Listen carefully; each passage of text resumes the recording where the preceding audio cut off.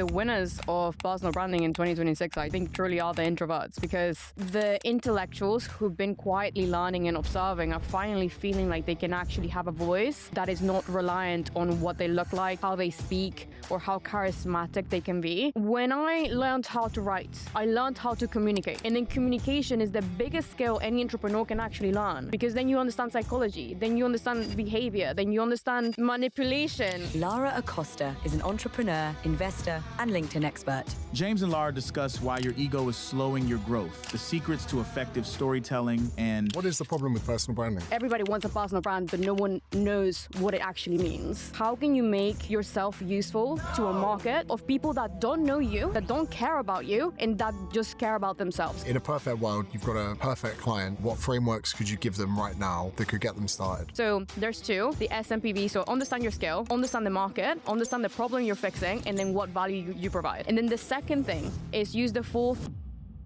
As you'll notice, I don't promote any other people's crap in this podcast, only my own stuff. But if you're out there running a small business and you want to use social media to make money online, it's what I've spent the last 10 years doing. I now teach other people how to do it. If you head to my website, jamessmith.business, you can see what I've got on offer for you. Even this very podcast is a means of me marketing my businesses. This is what I probably have the most expertise in. So one more time, that's jamessmith.business. Head to the website, see how I can help. Back to the episode.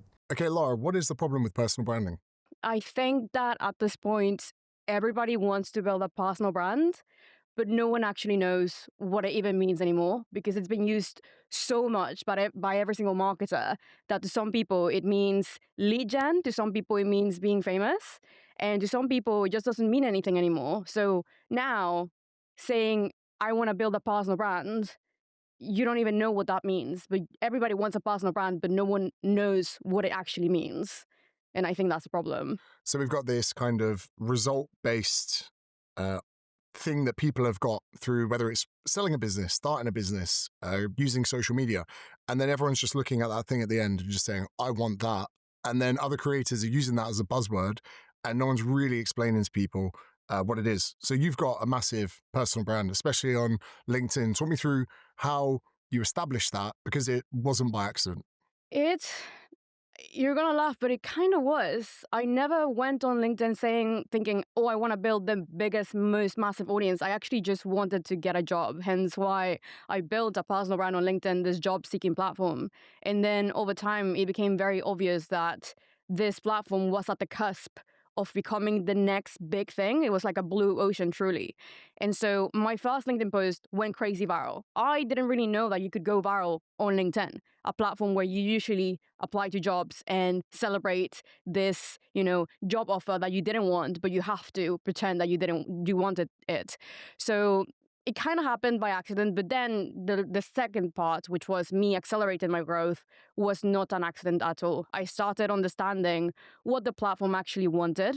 And so it wanted information, it wanted education. It didn't want what Instagram and TikTok have been teaching us for ages, especially Gen Z, that you need to entertain and you need to inspire and you need to do all of these trends to grow an audience and also a business. It was quite the opposite. You could go viral by simply just writing. And it's like emulating what Substack is doing to Gen Z right now, which is the rise of the knowledge expert rather than just the influencer. Okay, that's really interesting. So that first time that you decided to create a post, I think that a lot of people fall into the trap of saying, oh, I'm going to talk about my day, or I'm going to talk about something I did. But people really should approach LinkedIn and probably other social medias like, what problem could I solve for other people? Is that right? Yes, I think that people are trying to be interesting instead of trying to be interested. And that is what makes or breaks a personal brand on LinkedIn right now. And since I started, how can you make yourself useful to a market of people that don't know you, that don't care about you, and that just care about themselves? I think that's what's always been at the back of my head, because as a consumer that's always chronically online, I'm always what's in it for me? And knowing that, I have implemented it and tried and failed many times as well. I wasn't perfect, but I tried to just make myself the most useful person I could be at that time. The what's in it for me is a sales principle I learned in a sales department near Reading in a place called Thiel back in 2010. I had to do sales training, and I remember seeing on the whiteboard, with him, what's in it for me? And understanding that people are incredibly self-centered. And people can misconstrue that with selfish, but self-centered is a very, very normal thing. If people don't get anything from what it is you're talking about, they're not going to be interested. Tell me more about how people don't care about you. This is one of my favorite things that I talk about at live shows. Like, if you could, because you giving people this, it could potentially hurt their feelings, but it could also revolutionize their ability to build a personal brand. Go. I think that if you are going to be hurt by what people say to you to help you, then you are in the wrong industry to start. Because social media is brutal. So firstly, leave your ego in at the door, and then you need to just be useful. I think that so many people think personal brand and think storytelling. Like, I saw this new article that, oh, brands are hiring storytellers, they don't want marketers anymore. And then everybody's obsessed with storytelling, but no one actually tells any stories. They tell stories about themselves, but the idea of storytelling is that you engage an audience that doesn't care about you. And it's like the principle of films. Like, how did you even like your favorite film that you had no idea what it was going to be about? Well, the storyline was compelling. And so it's a similar principle on LinkedIn and any other social media platform, where you have to engage someone quickly within the first 3 seconds of reading a post or a hook or whatever, or a video. And then you understand, okay, what do I bring to the market? Like, what is that single specific skill that I have right now at this point? Whether you're a beginner or an advanced person that's sold businesses, or you're just a freelancer, there's like one skill that you know better than 20% of people on the platform. So choose your skill. For me, it was marketing at the broader scale, because I had no idea what I was going to do. And then over time, I realized, okay, people like frameworks and people like systems, and people want to understand how I did this thing that they couldn't do, but I thought everybody knew how to do. And then I went and tried to explain it at a 5th grade level. And I think that is my favorite principle of writing and content marketing and overall, is like, if you're going to try and educate someone, just try and oversimplify it so anyone can understand it. And especially on LinkedIn, that's what's given young marketers and most marketers that understand this principle outside of the platform, is like, LinkedIn used to be this massive platform where it was all paragraphs and boring articles, and, I'm so excited to announce that I just got a promotion, and this person that you don't know and this person that you don't care about at this job that you and it was so simple to cut through that noise by simply saying to someone, hey, I know how to do this. Here's how. And that's it. And that was the biggest unfair advantage I could have had. The dumbing it down thing that you say is incredibly relevant. So I work with a lot of fitness businesses, unfortunately, and they will say things like, oh yeah, to engage your quadriceps. And I'll say, oh, sorry, your target market don't really know what quadriceps are. And they go, oh yeah, okay. And then they'll be talking about, insulin sensitivity. And I'm going, again, you do understand your target market. Personal trainers fall into the trap of trying to impress other personal trainers. And by saying to people to dumb it down, they're like, yeah, but I'm not stupid. I'm like, no, but there's a certain audience that you have in front of you. So a lot of the time on social media, we actually do want the majority of that audience. I think I disagree with this whole niching really tight and using terminologies that people don't know. Like you say, using a word like framework, everyone knows what a framework is. And if you can just say, I'm going to give you a framework to do this result, everyone knows what that is. And also then out of that captive audience, a lot of those people already know it, and they just need to be reminded about it. And there's so many times that people think they have to bring something novel to the table or something new, or they have to sound smarter than other people. But the one storytelling bit of advice that I give people a lot is, I hate it when people try and tell a story from the beginning. So, and what they're doing is they're actually trying to motivate themselves. So they'll say, over the next 100 days on LinkedIn, I'm going to be posting every day with something to revolutionize your business. So follow me and stay along. And everyone's like, shut up, mate. But instead, if you were to post and tell a story in retrospect, I just posted on LinkedIn for 100 days, so you'll never guess what happened. You actually have to, in many cases, do the thing first and talk about it retrospectively for a good story than trying to tell a story from the beginning, because there's no stakes, there's no knowledge, there's no payoff. If you're going to do something for 100 days, I'll come back in 3.5 months, mate, because then you'll know what happened. So even just the way that people think, I'm going to tell a story from the beginning, people don't care. But if you've got 100 days of knowledge and data and retrospect and things that you can give me, now I'm listening. So the intricacies of it, like you say, it's not necessarily a story about you, but it can be a story about what you've done. And I see those doing incredibly well on LinkedIn too. I have this rule that anytime I tell a story, I try and make it about them first through my lens. So I know that every single story that I'm going to post, it's about me, but it's actually about them. And that makes my content not selfish. People are consistently telling selfish stories like, oh, I was born in Mexico and then I did this and then I did this and because of, and then my dog died. No one cares unless you're like mega famous. No one's actually going to listen to your sob story or your rags to riches unless you've done something that's accomplished something bigger. And I think that is the problem, especially on LinkedIn. People are telling stories that are all about me, me, me, me, me. And it's more so, okay, if the story's about you, what do I get out of this? Am I going to be entertained? Am I going to be inspired? So one of my biggest, like most viral storytelling posts was like, I hired a Gen Z candidate without reading his CV. And out of 1,000 applications, he got the role.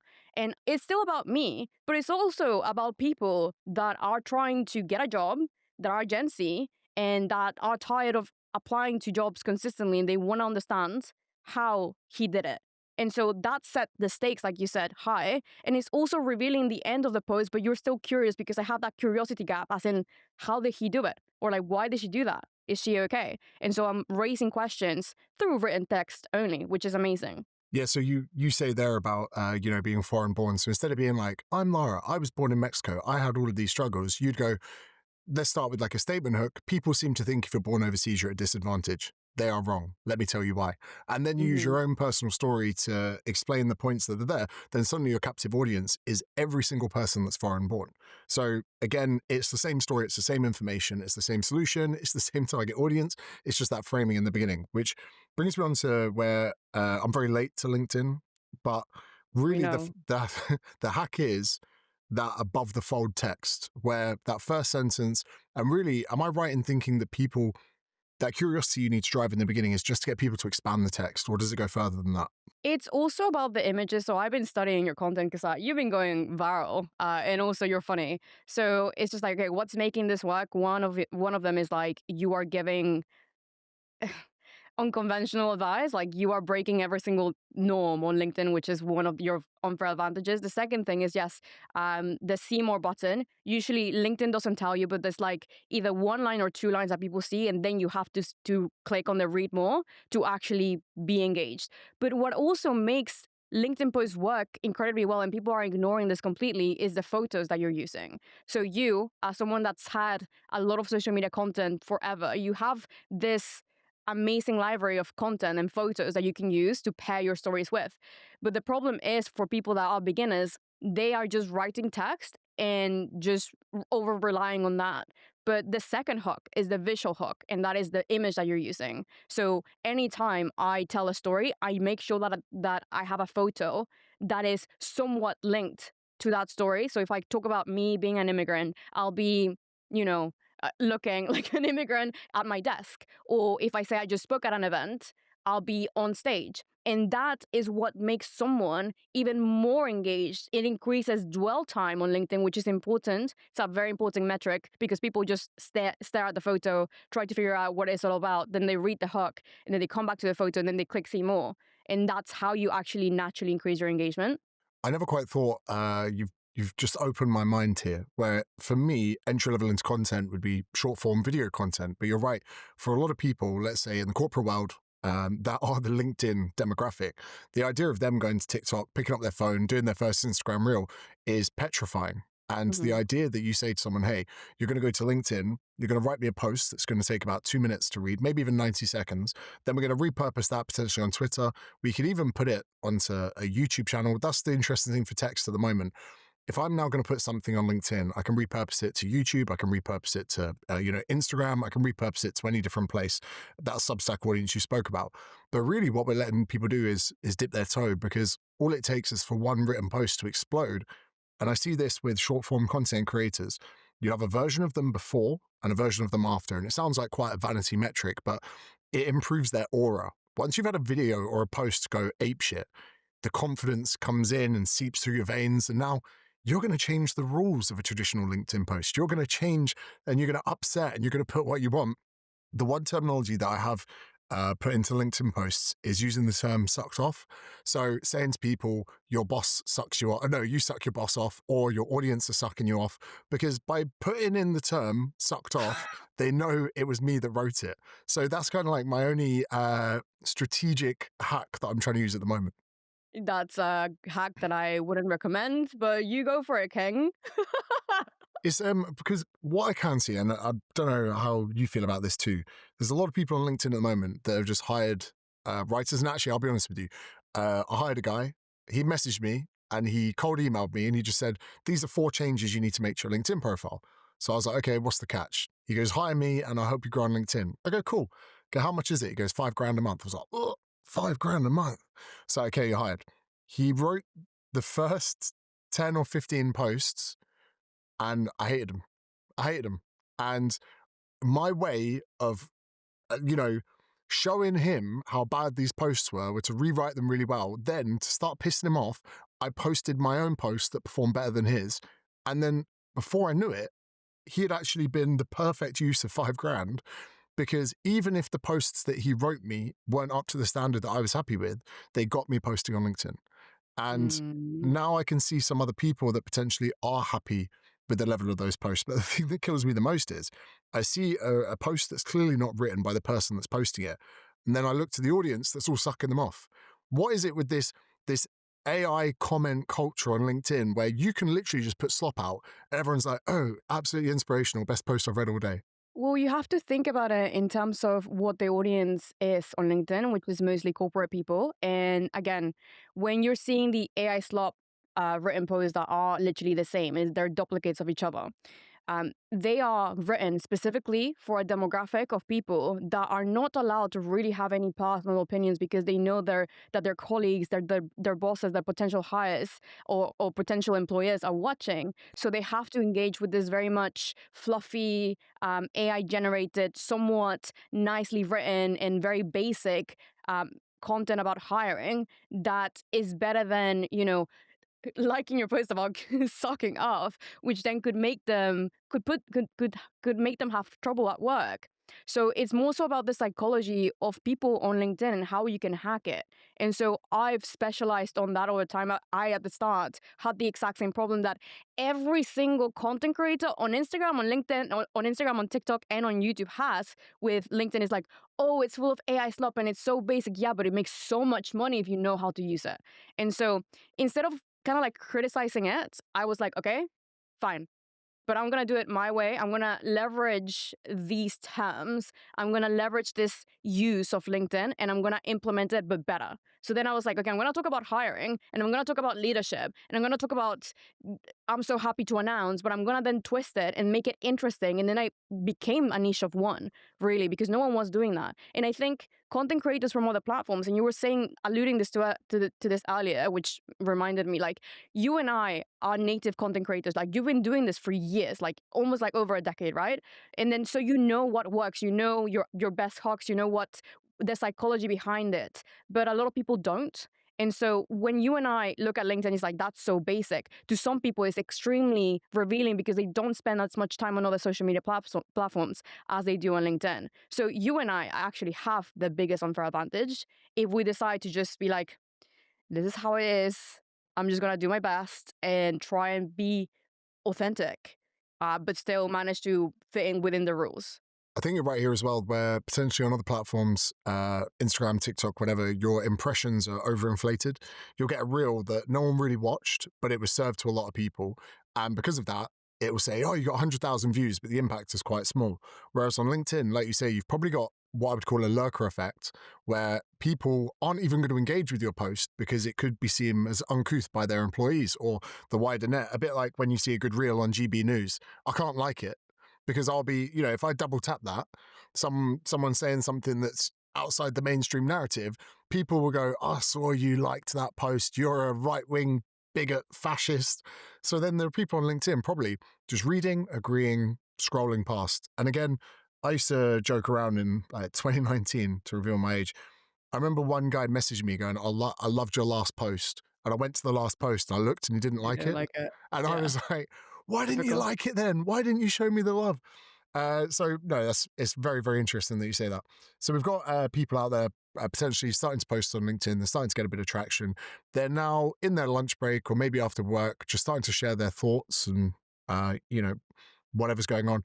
Now they're in a position where they're like, okay, LinkedIn's not going to pay me. Where do I go with this personal brand? Where do I go? And they might not even have a product. They've just got an idea in their head that they want to test with it. What's the next thing that someone should do once building and captivating a small audience on LinkedIn? I think it's important for people to understand that it's not a short-term game. I think that is one of the other problems with personal branding, this whole idea that you get rich fast if you build that personal branding. And if you go viral once, you're going to make millions and millions and millions of dollars. Like, there is this idea that that's how content creation works. But I've met people with over 1 million followers that are struggling to make $5,000 a month, but they go viral every single time. And I think it's important to understand that first. And then second, if you want to monetize, like, there are different avenues. You don't have to be an entrepreneur as well. You can still be in your full-time role and then have a digital product that you're promoting to your audience of 10,000 followers. Or you can actually start a side hustle and then start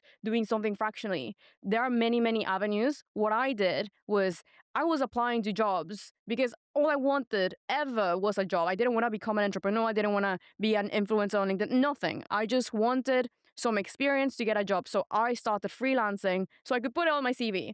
And then from that freelancing, I got my first client, which then got me my second client, which then ended up building an agency for me. And I think that progression came so naturally that then allowed me to not have these high hopes of becoming the next billionaire of LinkedIn or like entrepreneur, like boss babe. And I was just like, I had a very low expectation. And I think that's why I was able to sort of win. Because without any ego and trying to be this person, I just became who I was meant to be through writing and helping people. And I think when you want to help others through what you know, then you understand what business model suits you most. But I think that also people see you and me and other content creators doing communities. And they're like, oh, should I start a community? Should I start? No, because you need such a high volume of people to consistently buy that it's probably going to cost you more than it's going to make you. So anyone should start really trying to do a high ticket offer, if that, or a digital product that they can sell in the back end until they figure out what their high ticket offer is going to be. Yeah, so the telltale sign of someone wanting to bring out a low ticket or mid ticket offer is they think, okay, if getting this amount of money from someone as a client is hard, therefore getting half the money would be half as hard, and going for a quarter of the money would be a quarter as hard, where it's actually inversely correlated. Sometimes getting paid 10 times more is just twice as difficult. So when you're talking about these kind of offers, people potentially at home thinking, I don't even know where to start with this. But selling your services, whether as a marketing, freelance copywriter, whatever it is, the truth of the matter is, for most people, they could live with 10 high-paid clients. And even as a personal trainer back in the day, people were like, oh, you can seem a bit abrupt on Facebook, or, you swear too much in your lives. And I say, hey guys, I just need 10 clients, because a personal trainer in, let's say, Mayfair or Kensington or Chelsea or New York or LA, they might have clients that want to train 3 times a week. If they see 10 clients 3 times, that's 30 hours. They're already at full capacity. So when you look at the internet, when you look at following, when you look at how many people are on your Substack, no matter what you're doing, you could actually survive on 10 clients. And then with 10 clients, they can get a lot of your time, a lot of your attention, which can command these higher amounts of pricing. I think you're right. People think, oh, I'm going to need 1,000 clients, pay me £10 a month. And they don't quite understand that for someone to just purchase, whether high ticket, low ticket, mid ticket, they're probably going to have to be on your email list for a very long period of time. They're going to have to be considering for a long period of time. And for 1,000 people to buy, you're probably going to need 15,000 on your email list. And to get 15,000 on your email list, your impressions are going to have gone in front of hundreds of thousands, if not millions of people. Whereas to get 10 clients, you might need an email list of maybe 300. And for that, you might need a following of 3,000. So people are sometimes misconstrued into that. But what would you say to someone out there that goes, I don't think people would pay me that? I think that you need to stop thinking that. It's more so like, okay, so if you don't think that you are worthy of getting paid that, then how do you become worthy of getting paid that? When I started, I was charging $500 for, 30 days of content for high ticket clients. I thought $500 was crazy. And then I realized, okay, no, having these $500 clients, it's literally the vein of my life because they have so many problems. They're consistently being late to pay me, and they're like asking for so many revisions. They're so, over dependent and over reliant on me, and their offers weren't that good, hence why they couldn't afford more than $500 for a copywriter. So I think that then what I did was, okay, I'm going to use these people as testimonials. And then as soon as I get as many testimonials, I work for free. Then I charge a little bit. And then as soon as I got like 2 big wins, I raised my prices to 1,000. And the best piece of advice that I got from my mentor was, if you are uncomfortable of raising your prices, just raise them by $300 every single time you get a new client. And that is like such a low, percentage of increase that will make you feel comfortable, because a lot of us are insecure. Like a lot of us don't, it's new. It's scary. And a lot of us have never negotiated, have never pitched anyone, have never tried this thing. And so when you're just increasing the stakes a little bit every single time, then it's easier to go from, charging at $500 to $2,000 and $3,000 and $5,000 than just jumping up to $5,000. Because to be honest, most beginners can't really charge that because they don't have the experience, they don't have the social proof, they don't have the reps that mean that you can then charge that per hour, per, agency program or whatever it is. So I think it's 2 things, your confidence and also your skill, which also when you get more skill, you become more confident as a default because you've done it so many times that you know that you can do it at a high ticket price and make it worth it for the client. As hopefully you've noticed by now, I don't sponsor other people's crap on this podcast. So if you're watching this on YouTube, please check out the links in the description. And for those of you listening on Spotify or on other platforms, please do try New Tonic. You can now order it on Ocado in the UK as a single can. If you need any help with your social media or you're running a small business, head to jamessmith.business. And if you're someone that currently writes their own workouts, head to jamessmithacademy.com and we'll get you a better one. Okay, back to the podcast. One of the things that really helped me with this, because I've been that person, I was charging £30 an hour as a PT and I was petrified to go to 35. I thought, if I put my prices up, I'm going to come in the next day and everyone's going to quit. And then someone said to me, oh, but this actually could be a really good exercise, because if someone's not willing to go from 30 to 35 and you've been training them for 2 years, first of all, you're now earning less because of inflation. For a start, you're now earning, you've got less take home than you did before. And he goes, second of all, the clients that drop off probably wanted a way out anyway, and you should give them a way out because they're difficult. And only one client called Laura, still remember her. You know, Shout out Laura. Yeah, shout out Laura. I still remember. She was the only one that dropped. And actually, it meant I got to go home an hour earlier on a Thursday, and I was earning more money during the week because of it. I had this fear as well of charging people for calls. And what really helped me was hiring someone very expensive. So I actually, about 2-3 years ago, just before I started TRT, I was going through a bit of a wobble, let's say. I remember one day I had my pen out in front of a whiteboard and I was just trying to figure out my brand, where I was going, what I was doing in my life. And for the first time in my life, I was feeling a bit anxious. So I started therapy and I hated it, dreaded it, didn't like the call, just hated it. And then I hired a YouTube coach and I loved it. And the call that I had with Ed Lawrence, who, again, everyone's like, why is he always shouting out Ed Lawrence? I'll jump on a call with him. And at this point, he was getting $1,000 an hour, which if you'd said that to me 3-4 years ago, I would have gone, that's mental. And we'd get on a call, we'd have a laugh, and he'd just go, what are you working on this week? And I'd tell him. And then I remember saying to him once, I was like, mate, I've got this video, the comments, I'm just getting abused. I was like, people are hating me in the comments. He just goes, yeah, good. It's gone to a cold audience. He's like, that's what you want YouTube to do. You want YouTube to push you to colder audiences. He was like, this is great. And then he got up the analytics and he goes, yeah, this video is doing fantastic. Let's double down on this. Let's try go after this. Let's try and find out why this was an outlier. And I got off that call. I was objectively feeling better, happier. I had more direction. I had more purpose. And I think I had 3 more YouTube titles to go away with. And it was only through spending $1,000 with someone on a call that I could understand the value that I could get from that. And even now, I hired my favorite author to help me write my next book, and it's costing similar amounts of money. And in retrospect, if you were to say, oh, do you want a bit of help for $1,000 an hour? I'd be like, no, I'd rather have the $1,000 an hour. But I got off a call the other day. And I said to Luke from New Tonic, who you know, I would have paid 10 grand for that call. Just for that call, I would have paid 10 grand for it because the amount of value that I got from it. And it isn't always groundbreaking, huge things. It's not like you're waking up like, oh my God, I learned so much. sometimes to be realigned, to be refocused, for someone to just sit on a call such as yourself and say, hey, you've been talking about email marketing for this time. You need to start next week. And if you don't start, these are the repercussions. People need to be guided. They need someone, in some respects, to hold their hand a bit. And when you can take a step back and realize people don't need a god to be on that call, they just need someone to tell them what they know they should be doing. Well, it goes back to that, and I love Ed. I met him in Dubai, and he's so funny. He's so unfiltered. I loved his style, and I love his YouTube videos. What people don't realize is two things. People need community. A lot of entrepreneurs and beginners are consistently looking towards their friends who are stuck in the same situation for help. And so when you're able to be two steps in front of someone that's just two steps behind you and then help them, I think that is the mindset shift that I had to take. Is like, again, like you said, exactly. I didn't have to be this copywriting messiah or like the next best-selling author to like help people write a simple LinkedIn post.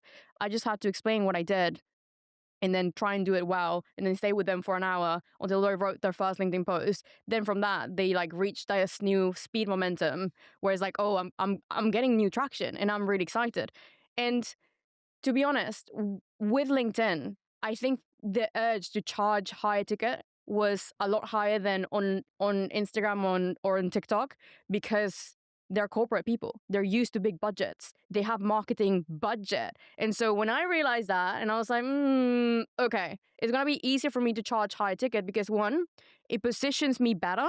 Two, they would trust me more because people would just naturally, due to psychology, they see expensive, good, cheap, bad. And so knowing that, I still do the same amount of work at a higher ticket, but then I get better results because the clients that I get are way more committed.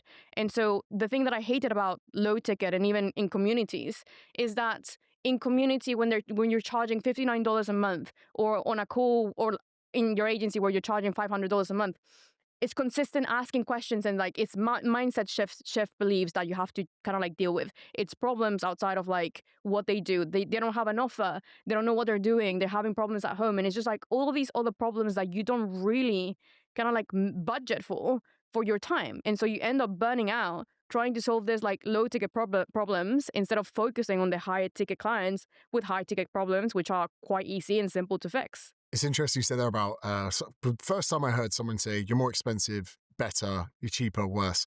And the first time I heard that, I thought, that's not true. And I've come up with an analogy that I use at events. I go, right, let's imagine this is my USB-C iPhone charging cable right here in front of me. And imagine this morning I wake up, no alarm goes off on my phone.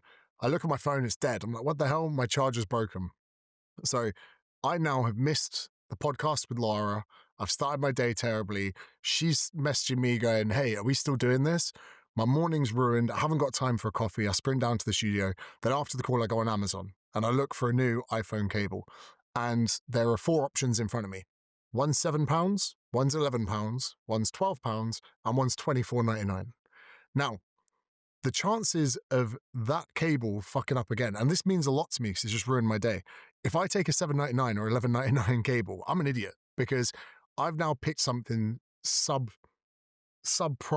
for the iPhone cable. The real person with anything else would go, right, I'm getting the $24.99 one, I'm getting it because it's the best one there, and by getting the best one there, I mitigate the chances of this happening again. Now, if you were to look at people that pick those, the clients you want are the $24.99 people. Same way that when I had the Newtonic wrap on the car, I went to a guy who literally was around the corner. He quoted me 2.5 times what my first quote was. I was like, done. And a mate of mine went, it's a bit more expensive than your last quote. I went, he must be so good. It turns out he's great. He's a perfectionist. That's what I want. And it was his pricing that alluded to that. Because if he wasn't charging the amount he's charging, he probably didn't have the demand, probably didn't have, the reputation, or, for me at where I am, I associate that exactly, price with the service that I'm going to get. Yeah, it's a halo effect at full swing. Like we just associate things with more expensive, better, more pretty, more better, like better at everything else. So it just makes sense. I was trying not to laugh at your example because it's so stupid, but it makes sense. Yeah, like, and then when people, my bloody iPhone cable didn't charge, and then they pull out some orange thing, and I'm like, well, that's not even a proper iPhone cable. Then they go, I'm going to go buy another one. They come back with another orange thing. I'm like, that is not the person you do business with. That's not the person that, even I pick this up sometimes. Declan, my videographer, he had like an old laptop. I'm like, hey mate, this has got to stop. I was like, what happens if, it would take like half an hour to export a video? I was like, do you understand the bottleneck and how many hours we're losing here? I was like, go get the most expensive MacBook Pro possible, because I need you to be the best videographer possible. Like whether it's equipment, whether it's all these kind of basic things. Yeah, it's just a bit of a gripe personally, where it's also the mindset behind it. If you think that's okay. So for instance, I'll tell you another one. I'll throw him under the bus a little bit. We're on tour 2 years ago. Chris Williamson and I are going around Canada and America. And a videographer I was using wore the same clothes 3 days in a row. And I said to him, what's going on here, bro? And he's like, oh, my credit card has stopped working. I go, use a different one. He goes, oh, I only have one. I was like, okay, strike number one. You've only got one card traveling the world. You're 37. You got 2 kids, right? How have you only got one credit card with no backup? And then second of all, I go, okay, so you've been wearing the same clothes 3 days. He goes, yeah, I'm just waiting for my credit card to unblock. I go, bro, you could have come to me. I would have done your laundry for you. You could have done it at the hotel. Then the thing that was going around me the whole time is I was like, how can I trust this person with an SD card that could potentially have the most important project and podcast on it ever if I can't trust you to wash your t-shirts? So that's the basic thing now. This is why all my employees leave me. This is why if any of my employees are still with me after 6 months, they're probably going to stay with me for life. But I'm a very difficult person to work for, if you couldn't tell. I want you to know that I have the right charging cables, and my laptop is new, and I'm about to get the new iPhone. Am I okay to be in this podcast right now? You're okay. Because you're using a Shure SM7B, you got your audio set up is what I like to see. Okay, that actually is a good segment into the next kind of part. Let's say we've got someone, wants to build a personal brand. They're thinking, what equipment do I need? What do I need to get started? And I would say, counterintuitively to my point, it's much more important to have the right message on the wrong camera than it is the wrong message on the right camera. So from the ground up, what do people need to begin? What are some of the misconceptions? Where do they start? So let's start with the basics here, which is important to me. Like, I built my personal brand on LinkedIn, and I have the biggest unfair advantage because I didn't need a camera, I didn't need a mic, I didn't even need to look good on camera. I didn't even need the best iPhone. And I think back to where you were saying about how you get more aura when your first post and then you go viral on any other platform. On LinkedIn is the best platform for introverts, and I think that's what makes the platform so amazing for anyone that is just scared to be on camera. Because if you look at it from the very bottom, LinkedIn is a written first platform, and writing is everything. Writing is a YouTube script, writing is a newsletter, writing is, an Instagram post, and then writing is an Instagram reel script. So when you nail writing, without any equipment, without the budget, it's free. It's literally free to start. You don't even have to pay for LinkedIn Premium. And then so when you don't need any equipment, that's it. Maybe ChatGPT if you want to do it. I love ChatGPT. It's my best friend. I also use all the AI tools. But the thing that you need to know the most is actually your skill. And what market are you helping, and what problem are you solving, and with what value? It's like it's this framework that I use. It's called the SMPB. So if you don't know where to start, just start there. What is your skill? Like, what is the skill that you have at this moment that you've done for ages? Maybe at a beginner level, but then okay, what is the market? So is it founders? Is it entrepreneurs? Is it beginners? Is it people that are 50 and are called Gary from Australia? Whatever it is, when you decide what your market is and what skill you have, then you have an entry to actually helping them. And then you go on ChatGPT if you want. I use this as well for clients. It's like, okay, so put your skill and then the market, and then ask ChatGPT, okay, based on this and this, what are the burning problems that these people have right now? What is keeping them awake at night? And then it will come up with like a list of 10, 20 problems, and you can keep on asking it for more problems. And then from that, the skill, the market, the problem, and then you figure out the value that you provide. So, okay, so let's say Gary from Australia has a problem with email marketing. So that in order to get Gary from Australia, you need to start talking about email marketing and why he has a problem. And then the next post is, okay, so how you can do a story. So like, I became really good at email marketing because of this. Here's exactly how to do it in 10 steps. Okay. How to set up an email list that made me $10,000 last night. And it's so simple. But I think because content creation has become so complicated outside of, LinkedIn, everybody comes in thinking, oh, I must do this and I must do that, and like the perfect mic, and I need to have all of these things. You just need to solve a problem. Everything else just comes in. And that's it. That's my starter pack for personal brand. I want to come back to introvertism, which is a word. But so one thing that I've come to realize is if someone goes, oh, what equipment do I need? What do I need? Do I need this mic? Whatever. The one thing that I bust people's balls on to begin with is identifying problems. So that's why I called this podcast The Problem With. I realized there's two ways that people are going to determine whether they watch a podcast. What problem does this podcast solve for me? Whether it's entertainment, whether it's education, whether it's whatever. Then also, that is the premise of when I start working with someone. They can tell me what they do. I can ignore that and go, okay, what problem do you solve? And I'm having this issue now with a lady I met at an event 2 weeks ago, and I made her quit a job there and there on the day, and I'm paying her salary so she can build a PT business where she doesn't have to be employed. But I keep asking her these content ideas, and I will be open. I'm busting her balls on WhatsApp. I said, what problems does it solve? What problems does it solve? What problems does it solve? And she's giving me such surface level problems. She goes, oh, they eat shit. I go, this isn't good enough. And this is why your business is not connecting with people. What does eating shit look like? What is the common belief she has? What is the problem that causes for her? What are the repercussions of that problem? How does that manifest down the line? What are the short-term problems? What are the long-term problems? Short-term consequences, long-term consequences. Because if someone's eating shit and they feel like shit, that's something we can utilize as a hook. If what you're eating every day is making you feel like shit, then here's a solution for you. If they're eating like you're talking like but then the way that every single component, or if eating like shit is going to cause to weight gain, and the weight gain is going to mean that you can't fit in clothes that you used to wear, we need to go down from these problems so that people can understand that we're genuinely talking to them. So for instance, this conversation here, I would say is perfect for the problem that I assume. There's a lot of people that are employed, and employment isn't their dream, it's their safety net. And they're very rightly so happy to have that safety net, just like Haley, who I'm talking about here.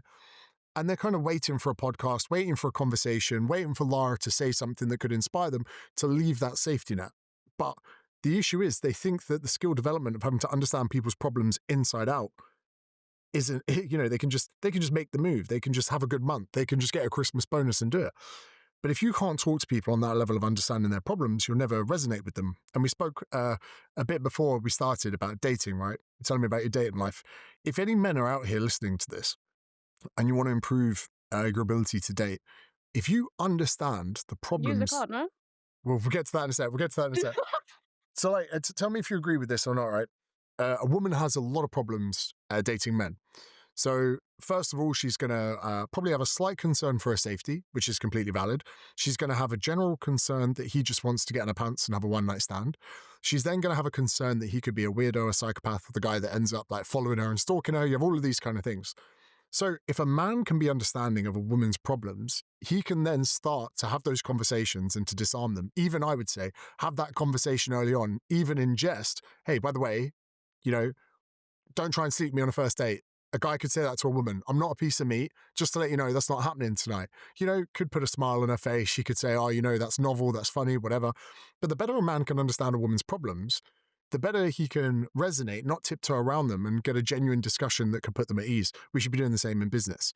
Would you agree with that component of problem solving benefit in business, but also dating life and everything in between? When you become, I think that entrepreneurship, writing, creating content is simply just self-development at scale. And then when you solve one problem, you literally become a professional problem solver, and then it increases your ability to make more money, get more dates, etc., because you know how the psyche of someone works. And when you understand someone's problem, you're able to fix it immediately. In layman's terms as well, that's important. Then your almost like social status or like ability to be positioned or your influence increases. Because when you think about the market, it's like 90% of people read at a 5th grade level. So you're simplifying complex terms and you're solving the problem in complex terms, which makes you a lot more influential than someone writing either very basic things or writing very complicated things. So yeah, 100%. The reason why I got 300,000 followers on LinkedIn was because of that. I took a complex topic, made it very simple, solved the problem, made it specific how it solved the problem, and then on to the next. Tell me about this gold card you got in front of you. You got a Newtonic gold card. It's one of the founders. You've been flashing it on dates, have you? So I'm a Newtonic investor. That's the only reason why I'm here. So yeah, I carry this with me every single place I go to because it is the best conversation starter and also the best conversation ender. So initially I took it with me. Maybe, people knew you're very popular. People know Chris. They're like, oh, do you know Newtonic? They're like, yeah. And I'm like, I'm an investor. And so instead of getting me more dates, it's actually helped me repel them, which is great. It's great. What do you think that, so there is definitely a thing, and we'll get to introvertism in a second, but there's a thing where, first of all, tell me if I'm wrong with this, it's a higher predictor of divorce if the woman earns more than the man. And I think as well, it could be a higher predictor of divorce if the woman is more intelligent than the man. Is that right? I have no idea. Probably. I know for a fact that me earning more has been a concern for my dating life, and I've experienced it.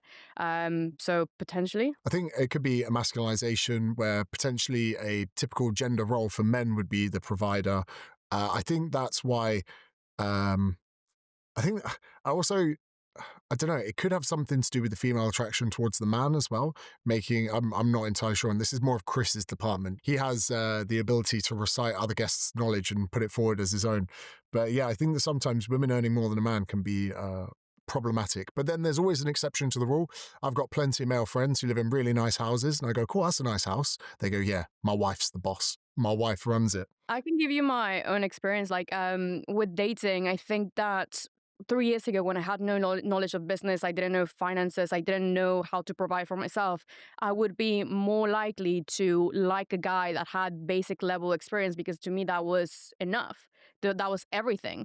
But now, as I've solved more problems, have become more confident through the skill that I built, because that is a massive component in a woman's journey. And I think that's why I preach LinkedIn to the girls a lot. It makes you incredibly knowledgeable. It makes you an influential person. It builds your personal brand without having to rely on your looks. And I think that is very empowering for girls who are used to being told that you have to be pretty in order to succeed, and intelligence goes out of the window, and that's just for the men. And like having these deep, relevant philosophical conversations is such a men thing to do. It's actually not.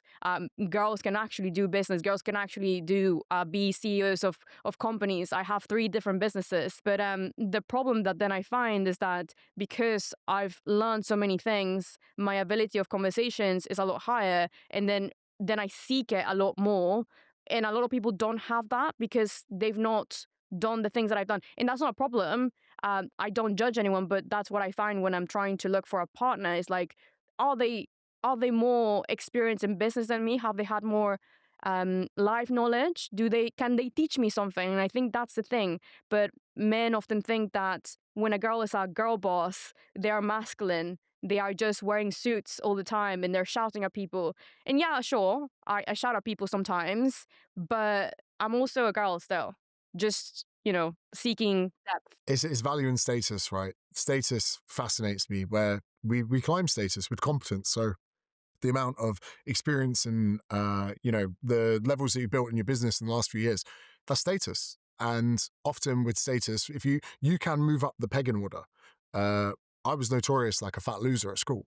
I was probably the lowest status in my class. Used to get bullied for being fat, all of that.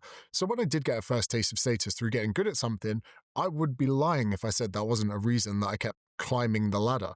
It feels good. It also opens opportunities for more business opportunities, more friendship opportunities.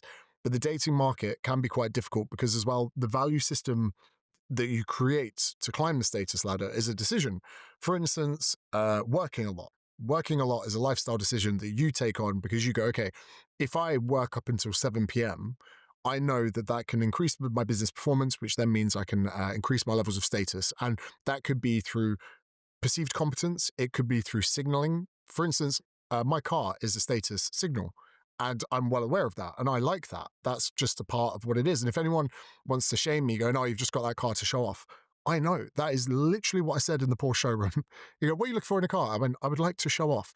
So you've got these, but the value component of it can make things very difficult. So Christmas time at the moment, the 20th of December, when the invite comes in or I'm doing work over these days, in my mind, I completely forget about Christmas. I'll go to jiu-jitsu training today and it'll be full.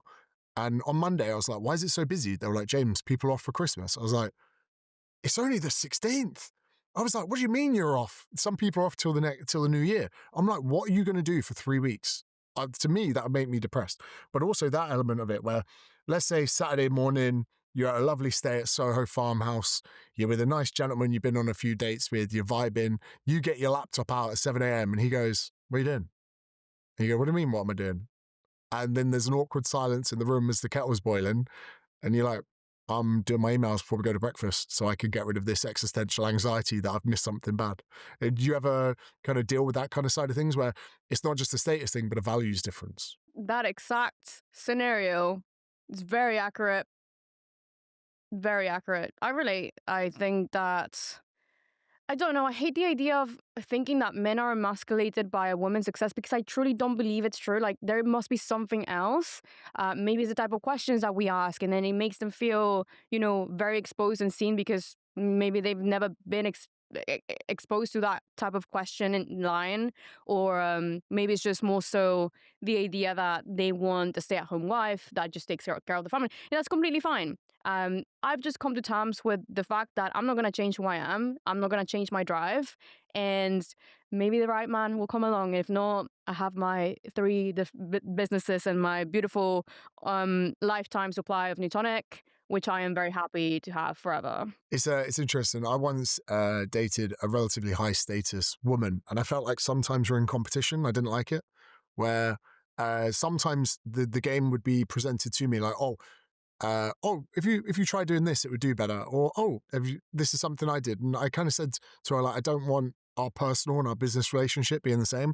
And sometimes we then ended up flexing on each other.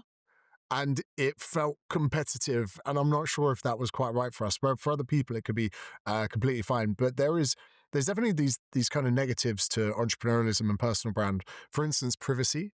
Let's say you go on a date with a guy, he can go watch hundreds of your videos and posts. He could get an AI agent on ChatGPT to read all of your posts and do a psyche analysis of you. So there are some components where you have to give up, privacy.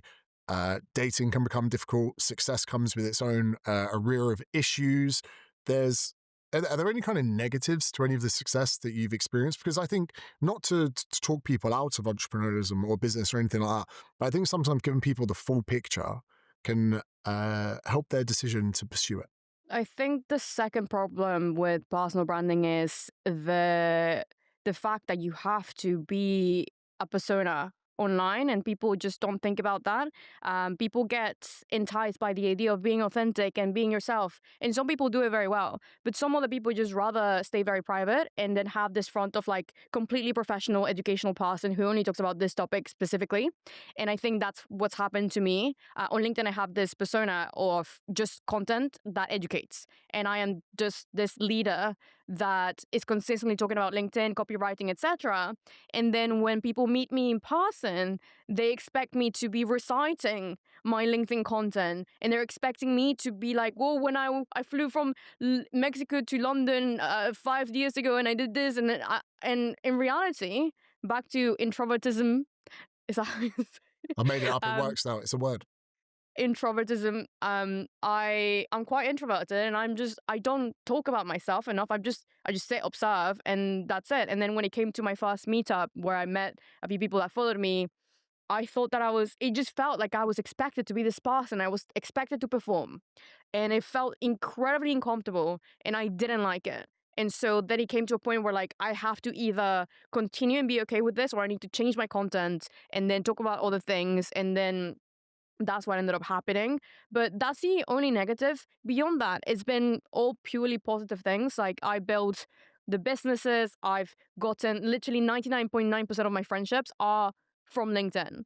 And all of my, close friends, best friends, opportunity speaking, all of these things, they came from my personal brand. So that's the only, disadvantage. But I would say I'm way less exposed to any other bad things because I rarely leave my house. So I don't see the people commenting, or I don't have old friends from school that would judge me for it. So I have a very, narrow perspective. So the point I want to make on introvertism, as we've made up this word, is okay, you have this thing where it's like a tick. Every time you say introvertism, you like either raise your eyebrows or you like sneeze your nose. I'm making up new words for the English dictionary. So yeah, this is a weird thing where I would say 10% of the time I can be super extroverted, performative, the word you use to perform. But I've come to realize over the last few years, everything I built on my business is, if I was to look at that on paper and remove myself from it, I go, this is an introvert. You spend a lot of time on a gym floor, spending a lot of time with people, to the point I just kind of snapped. I was like, I can't do this anymore. I just want to work from my laptop. And when I first ran my PT business, I did no check-ins. So I would check in with people over WhatsApp.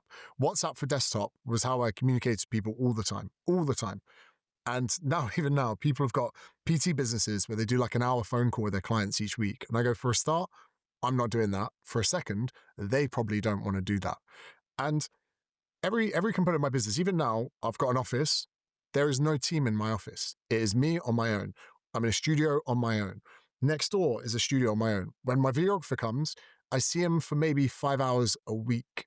And then even where I live, I remember in 2021, I definitely got caught up in the wrong thing in business. I fell away from trying to run a business and I fell into the trap of trying to be famous. We set an objective goal where it was like, we're going to get to 1 million followers. So I did all the stuff I needed to get to 1 million followers, which included making content that wasn't congruent with business, but just fame. And it was only when I got to 1.4 million that I was thinking to myself, I've quadrupled my following, but I've not quadrupled my revenue. What am I doing here? The honest truth, I'd probably 1.5 my revenue to quadruple my following, and I'd become like a puppet of my audience. And when I was living in Bondi, although I love living in Bondi, wherever I went, every 45 seconds, James, wherever I went out with my friends, I felt like I couldn't even say what I wanted to say in case the table behind us were listening. I built this kind of weird thing, and I love chatting to people for 5 minutes. Like if I'm filling my car up and someone's like, I love your content, I will then say, what do you do? Chat to them a little bit. I think I spent 25 minutes with a 16-year-old in a petrol station the other day, convincing him not to go to uni. But so those is fine. But when it's all the time throughout a day, I have to be very selective. So I've now moved an hour and a half away from Sydney. And it's helped me so much just focus on business, on life, on family, all of those things. But a lot of people, when they look on social media, they might even look at my profile over the years and go, this guy's an extrovert. I am not. I get sapped incredibly quickly engaging with people. Like even this podcast, which I'm really, really enjoying, by the way, this will wipe me out for the day. Like anything after this, if my friends will try talking to me at jiu-jitsu, I'll be like, shh. No, shh.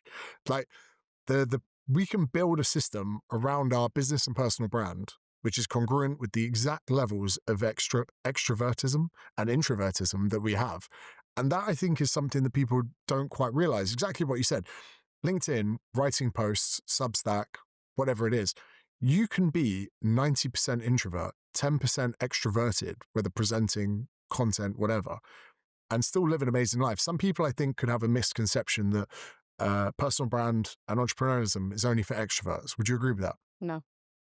I think personal brands, like the winners of personal branding in 2026, I think truly are the introverts, because I think we've reached a cusp and a point where it's a turning point for content creation overall, where the intellectuals who've been quietly learning and observing are finally feeling like they can actually have a voice that is not reliant on what they look like, how they speak, or how charismatic they can be. So again, back to the rise of Substack and even LinkedIn now becoming more popular, is more so like, I can write my thoughts. And if I format them correctly, and if I have a compelling enough hook, I can actually have some influence here or some pull, or at least I can get a client. And that is my most favorite part about the platform and any written platform. Substack, LinkedIn, and Twitter literally can be life-changing because truly, when I learned how to write, I learned how to communicate. And then communication is the biggest skill any entrepreneur can actually learn, because then you understand psychology, then you understand behavior, then you understand manipulation, or we can call it influence if you want. And so when you are able to teach yourself that through writing consistently for maybe 3 months, it's literally all it takes, then you become more confident, then you're able to appear on camera, and then that actually accelerates your ability to then take over other platforms. I think my journey, I've loved every single second of it because it never felt like I had to perform. Again, it felt like I was just learning, and I was like sort of like journaling in an educational and useful way for my audience. But at the same time, my first YouTube video was a LinkedIn post that then I scripted, and then it went kind of like viral for my audience. And it all it took was that LinkedIn post that I turned into a script, and then I filmed myself. And by then I was prepared. I had the income to afford a nice Shure mic and the lights and everything. And I didn't feel this pressure to buy everything without knowing anything.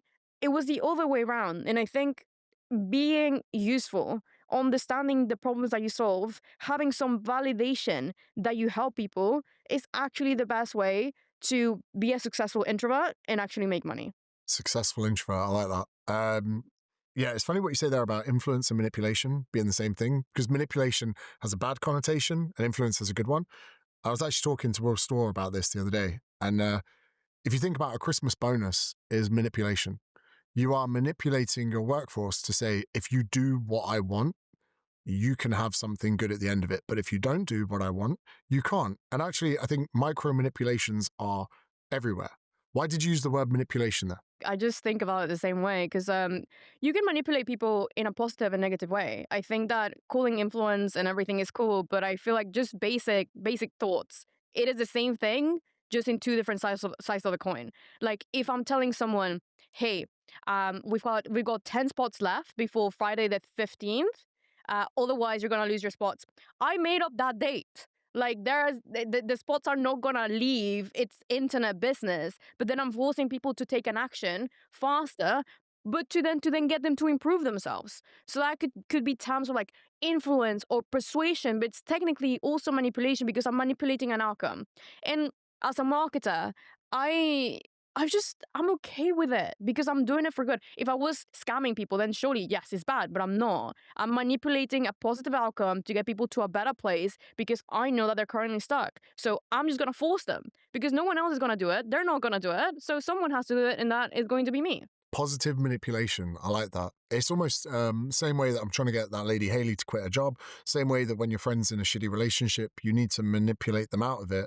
Manipulation is almost the cohesive bond between humans where, and again, this goes back to that whiffing principle where you said that a lot of your closest friends are through business. I am now in the same where it sounds really fucked up to say this, but when I hang out with my mates who aren't business owners or entrepreneurs, I sometimes feel unproductive. And that sounds like such a horrible thing to say, but when I'm with my manager or my friends that run businesses, the whole time we're exchanging things that we've learned. We're talking about what works, what didn't, frustrations, future goals, things that we're aiming for.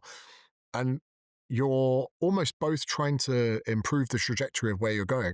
And when you hang out with people that, don't have that, kind of like, oh yeah, how's the family? Good. Oh, traveling much next year? Yeah. it becomes weird. You almost, every good friendship is a business relationship, and every good business relationship has to be a friendship. Well, it's more so you are seeking self-improvement to like every single way you go, and that's a perfectly fine idea. That there's nothing wrong with not having fun with your friends that you had when you were 5 because you've grown and they haven't. And I've come to terms with this because I have no friends back from Mexico. My parents actually did this very consciously. They wanted me to not have any friends at home because they knew that that would be the only way for me to shred my old self and then turn into this new self that they always knew I could be, but I didn't know.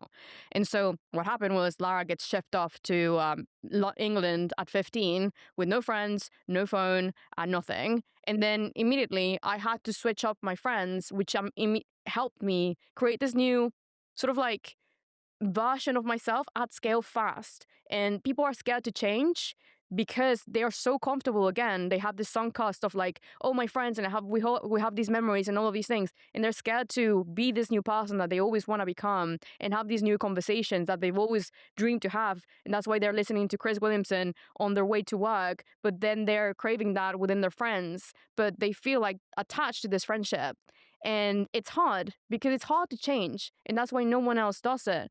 But I find it so amazing that I can talk about fun things with my friends, and I can also talk about business, and they can tell me what they learned today, and it's amazing. It's like consistently self-improving through your friends is the easiest way to actually become a successful business owner, because your surroundings really do change you, because what you listen to, what you're observing, what you're reading is what then makes you you and makes you better. The thing you say about moving country and shedding your skin is actually such an overlooked, powerful thing, because I did this in 2011. Moved to New Zealand to play rugby, and I went to the South Island, middle of nowhere, tiny town. And I went there to become a rugby player, and that's the best rugby I've ever played in my life because my identity had to change. When I got there, I could reinvent myself. I ended up going from a corporate job to working as a tradie, as a builder. I worked on a forestry, and then in the end, I used to put cabinets together for a tradesperson listening to music, and I loved it. I actually think I enjoyed being hands-on in a trade more than anything else. That was okay, but then when I came to Australia, I had this psychedelic, people don't believe me when I say this, but I had a bit of a psychedelic trip, and in that psychedelic trip, I decided to move to Australia. And when I got here, I had a brand new opportunity to change who I was, and I was still James, but back in the UK, I was a rugby player, lived at home with my parents, snorted too much coke, and didn't take life too seriously. And when I came here, I switched and I went from being a rugby player to being a personal trainer. Because if you'd asked me on a night out in Reading tell me about yourself, I go, I'm a rugby player. But when I came to Australia, because I'd come here to be a PT, I was like, now I'm a personal trainer, now I'm a business owner, now I'm doing this, whatever. And I completely reinvented myself in Australia. I started jiu-jitsu, taught myself to skateboard, started an online business. If it wasn't the move from the UK to Australia, and other little things, my housemate, Gorgeous George, he made me delete all my dating apps, and he made me go up to people and talk to them, whether it was on a bus, whether it was at a party, whether it was, I remember even in Bondi once going into a cafe to give a girl my number. I would never have done that in the UK. And the fact of the matter is, when you move overseas and you move to a new country, you almost have permission to be whoever you want, because no one is there to say what's happening. None of your mates are there to go, Lara, what the fuck was that? You never usually do that. And I think that it's a bit of a meta that you could just go to another country, start a new life, start a new persona, start a new brand. And yeah, I think people can sometimes sleep on that opportunity. I don't think they're sleeping on it, though. They're just scared of change. Most of us change because we're forced to.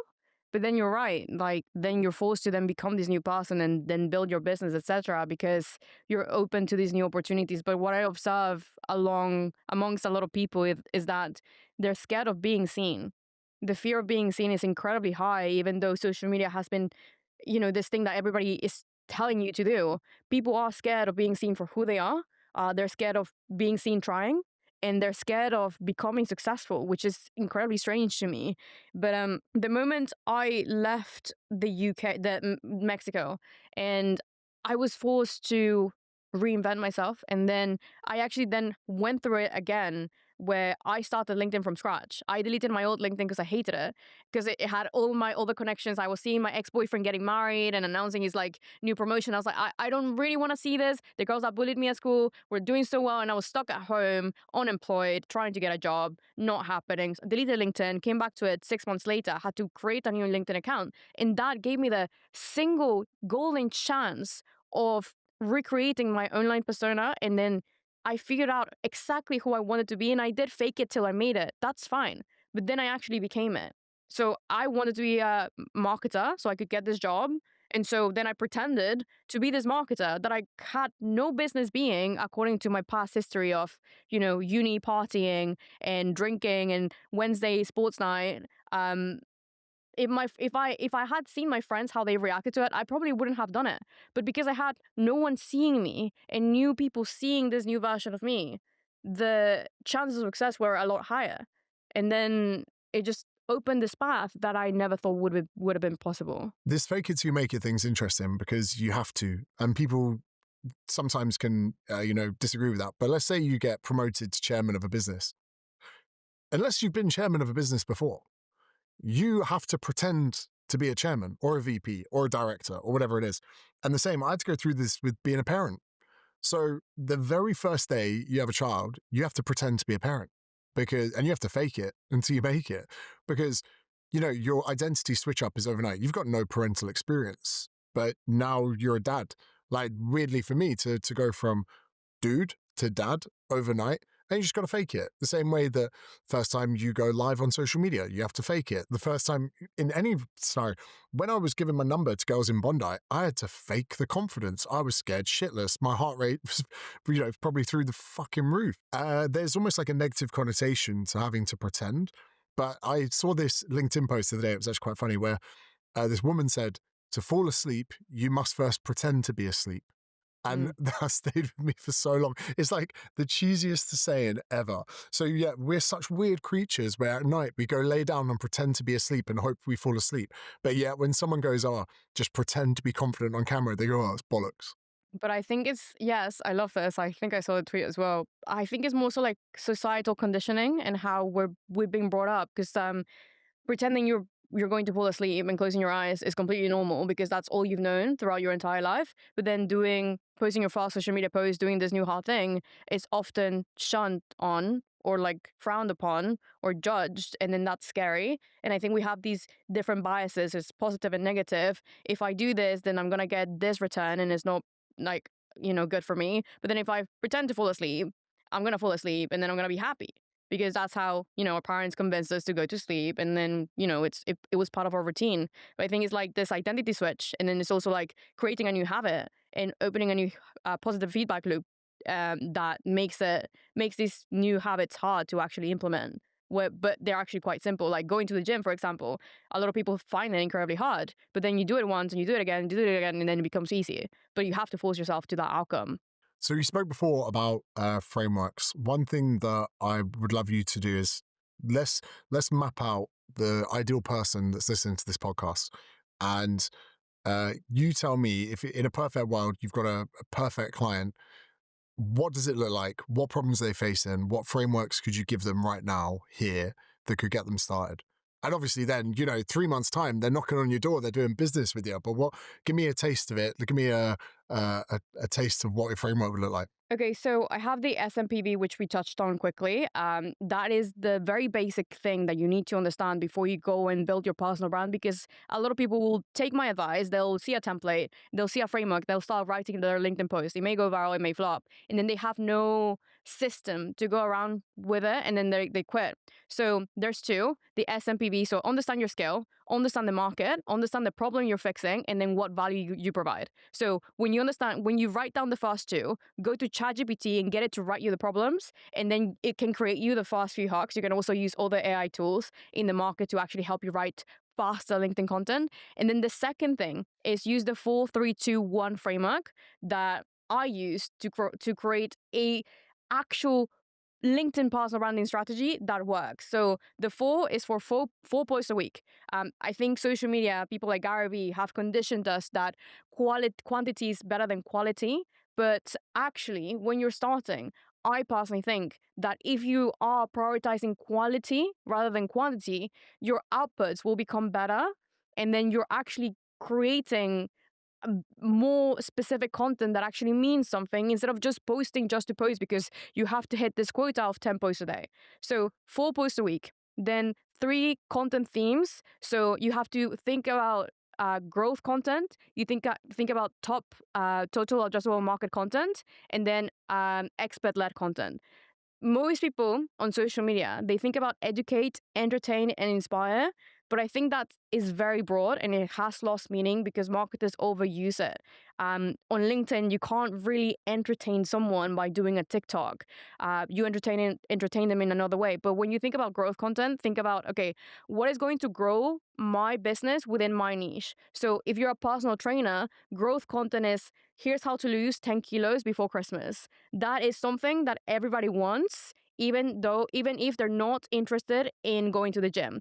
That is a problem that most people have. Then total addressable market content. If you're a personal trainer, you are either employed or you're a business owner. So that means that you can use those two things that most people are actually they relate to. And having that relatability with content actually makes you grow. Instead of trying to copy the other person talking about the same thing, think about, what can I say that captures the most audience at this time? And that's why I like LinkedIn a lot, because it's just so easy. You talk about leadership, you talk about AI, or you talk about LinkedIn itself, or you talk about hiring. That's easy. Everything else, you can just actually talk about what you want to do. So if I was a personal trainer, again, I would go and say, I hired my first personal assistant for $20 a month. Here's what it told me, like blah, blah. Or like, here are 3 simple lessons. Here's a framework that I used for this. Then you go into the education and then you can sell your program or whatever. It's so easy to get attention when you understand the psychology of volume, the market that you're solving, the platform that you're in, etc. And then expert-led content, that is the most specific one. So what are you teaching at a basic level that can actually create a change now? So your content needs to be applicable right now. So if I say, here's a framework to build your business to $1 million, okay? So I'm going to give you a framework and you can implement at least the first 2 steps today after you read this post, after you watch this video. And that is what makes your content addictive and bingeable. Almost like that thing that I watch your podcast with Ed Lawrence, like that he has this loop where after this video, you watch the next video and you watch the next video. On LinkedIn is the same thing, because they become addicted to this quick dopamine hit from education without you having to show up on camera. And I think that is the best thing that you can unlock through content. And then you can implement all of these and then put them on YouTube and you turn them into your long YouTube scripts. And it's the best because you're being positioned as an expert, you're going viral, and you're also getting clients. There's 2 types of people that you need to kind of like create content for. People only focus on one, and that is your ICP. ICP is ideal client persona. And that is everything that a marketer will tell you to get sales. Focus on your ICP. Create content for your ICP. Talk about this. Talk about this specifically. Talk about their broken tendon or their Achilles that couldn't recover. And then that just limits you to that market that understands that problem and is problem aware or is you aware. But then how do you expand that? You have a second person that you're talking to, and that is your ideal follower persona. So the person that perhaps cannot afford your services or that doesn't understand what they want, but through following your content that is, talking about broader things, they'll become a follower over a long time, which gives you 2 benefits. One, they'll consistently show up in your content, increasing your engagement, making you more popular, bringing all of their friends. And then the second thing, when they are ready to buy, because they implemented your free advice, who are they going to pay first? You. And I think most marketers get this wrong. And I hate it because they're like, this person in India is not going to buy from me. This person in Nigeria is not going to buy from me. I have clients all the time. It's like, Lara, I want to go viral, but I don't want people from India and Nigeria, in Mexico, whatever, liking my content. I'm like, these people are the people that are going to put you in front of the people that you actually want. It's the same thing with YouTube. If you see a video with 10,000 views and 1,000 views, you're going to click on the one with 10,000 views. So think about that. And then the last thing is 1 lead magnet a week. Building a newsletter has been the biggest hack that I've had as a business owner. And I know you like email as well, because 70% of my revenue doesn't actually come from LinkedIn. It literally comes from email. And for a long time, I thought email was boring and for old people and for boomers that just, my protein, 50% off, limited time. And then the next week I will get the same exact email. So I had this very bad idea of what email was. And then I built an email list. And I realized that my income went up. I didn't have to post that many times. And I actually got to build a better relationship with my ideal customers because they're long form customers that read long form things, that take the time to understand things. And therefore, I would want them as clients because they take time. They're not looking for the quick win or the dopamine hit. They actually want the full explanation. They want to implement it and they're going to say thank you at the end. And that has been so powerful for my business and everything else I've ever done. So that is the two frameworks I would use. It's so interesting. You said it much better than I said it about the market of people that are going to buy and the people that won't. I've called it like a pyramid where I say only the very top part of the pyramid are going to buy your stuff, but you need the bottom part of the pyramid to watch, engage, share, have a good average view duration. I said that I call it the fist bump effect. You need someone to come up to you, give you a little fist bump, go, Lara, love your content, love what you're putting out. And just as they're leaving, they go, I've never bought from you, but keep it up. And in the beginning, you might have gone, oh, you bastard. Or I would have shouted at them, hater. But you need that person because their average view durations is what pushes the algorithm to a colder audience. It brings in, like you say, their friends, their colleagues. Also, I would sometimes walk around the gym as a PT and I knew there were big 6 foot strong dudes that played rugby that would never buy my services. But I go over to them, have a chat, give them a spot on the bench, or even just say to them, hey, you should try this out. It might help you a little bit. Because then if their sister or girlfriend or whatever, I'd actually had this where one of the best rugby players I've ever known in my life, I just chat to him in the gym. Then he got his girlfriend to start training with me just because she must have gone, I feel like I need a PT. He goes, there's a guy in the gym I know.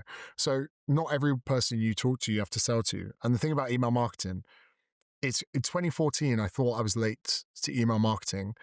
And the best part is if I'm really tired or I'm burnt, I'm tired, jet lagged, burnt out, whatever it is, email is such an introvert's dream. I just open my laptop, write a well thought out email and keep revenue up for the day. Whereas if you're a performing pony that needs to get people on a live stream and talk all the time, it's just, it's not going to be something that's sustainable. The information you've given here is super valuable. So do you want to plug your socials, newsletter? What's your lead magnet for this? Let's get them in the funnel.